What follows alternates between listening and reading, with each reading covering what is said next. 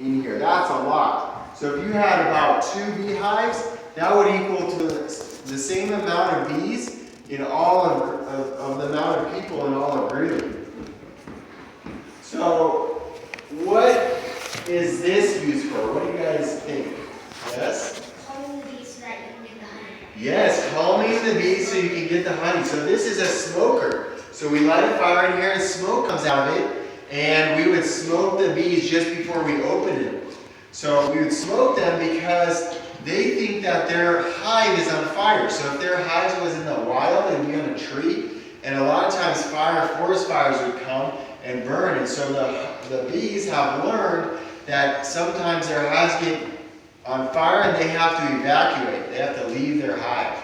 So when that happens and they start smelling smoke, they do the opposite of what we do. What do we do when our house is on fire? We run out of our house, right? Well, bees, they go straight to the refrigerator and they start eating as much as they can. So they're eating all of their honey and storing it for when they have to leave and go to a new hive. So that's what they do. And when they do that, they get drowsy and they don't worry about any kind of intruders. So that's why we're smoking them, because we can open up the hive and we can, without them stinging us, okay? So we smoke them, and bees have different jobs. So are bees mostly male or mostly female? Male. They're mostly female. So most of these bees, about 200 of them would be male, but about all the rest of them, 60,000, would be female. So the female bees have different jobs. So they grow up, and sometimes in the beginning they clean the hive, and then they can feed the young, the baby, the larva, and then sometimes they're the guard bees. So sometimes the guard bees, they sit at the entranceway of the bee house, and so they are waiting for any kind of intruders. So if I stand right here next to the beehive, they wouldn't really bother me. But once I step in front of them, right where their flight path is going in and out, then the guard bees would come and they would throw a pheromone on me. That's a kind of like a smell, a scent. And they would tell all the other bees to go attack that person that smells like that. So that's how they know. And they communicate using scents. Okay, so right here I have a hive tool. And this tool is something that will open up the hive, because sometimes there gets wax that builds up, because bees, we sweat water. Well, bees kind of have these glands that sweat wax, and they use it to build their combs, and sometimes they get wax here. So we use it to kind of pry it open. And this is the outer cover. And inside we have these frames. So frames look like this, and they'll have different kinds of wax on them. So here we see in this yellow part, there's honey. So this is all honey. And they cap it, they cover it with wax. Okay? And this over here, the darker caps are where they are making babies. So here they have larvae, and you can see the white little wormy things. That's larvae. Okay? So I'll pass that down. Now when they first start as an egg, the egg is about the size of a period at the end of a sentence. Okay? And then they grow into the pupa and larva stage. And then you can start to begin to see their eyes here. And then once they become adults, they emerge from the cells, okay? And the cells are capped with wax, so they take their mandibles and they open it up and eat their way out.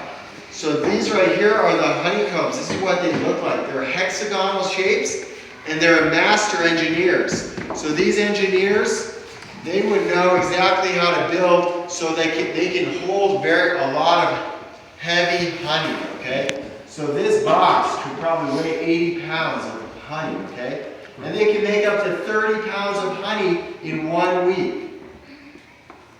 So right here, another thing that they sweat out is they excrete from their foreheads this thing called royal jelly. So they make the honey in their honey sacs inside of their honey stomachs, from their foreheads they extract royal jelly, and that is something that they feed the bees.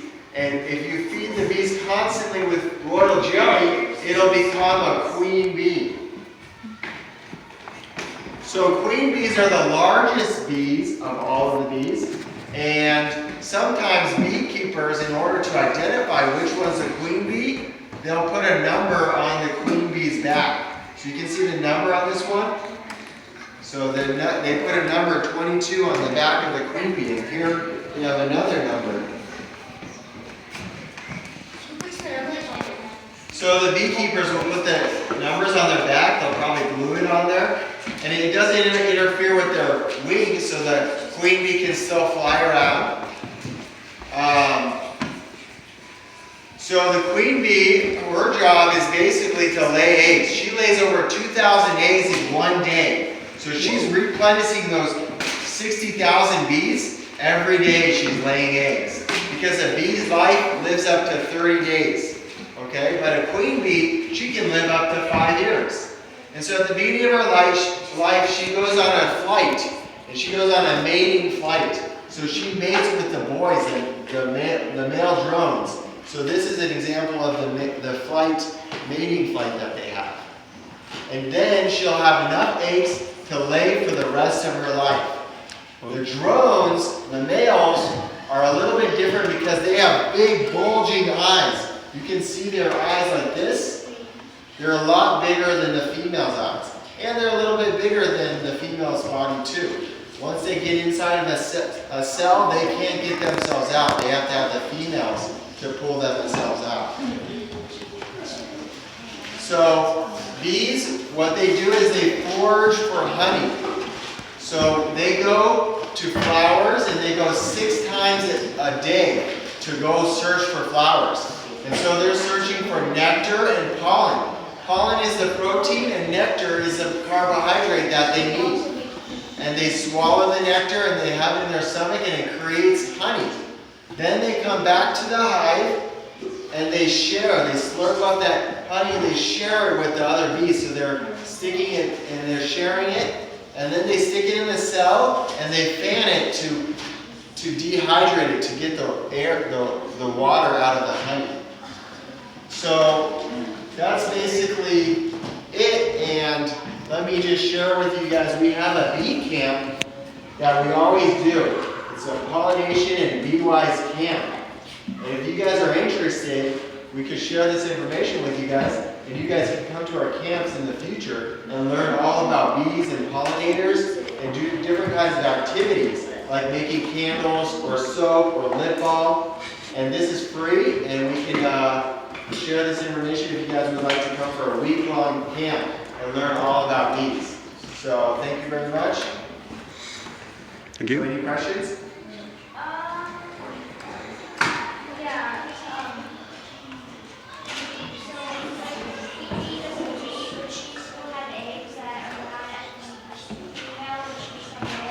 She would have eggs, but they wouldn't be fertilized eggs. It'd be kind of like chickens when they don't have fertilized eggs. They just pop out eggs, but they're not going to become babies because you need to have them fertilized to become babies. So she does need to mate in order to have babies. Yes? Why do they make honey? Do they like eat it? Yes, so bees, they need the honey for the winter time, especially because they don't leave their hive and they don't go eat flowers anymore because it's all dead. So they will eat the rest of their honey. So beekeepers have to be smart and they have to leave about 80 pounds of honey. So this whole box they leave just for the bees so they can eat it during the winter. The rest of the boxes, they stack boxes on top of boxes, and they can take that, and what they do is they take this capped honey and with a hot knife, they cut off the wax.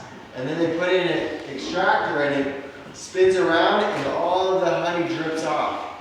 So that's how it works. And we're gonna have honey taste testing. So if you guys can come up and take one popsicle stick, and we're gonna call by row, okay? And you're gonna dip in one of these 3, okay?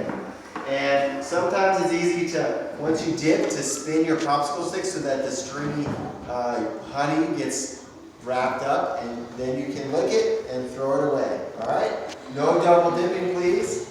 And let's have these 2 rows come up. If you guys can make a line, go ahead and have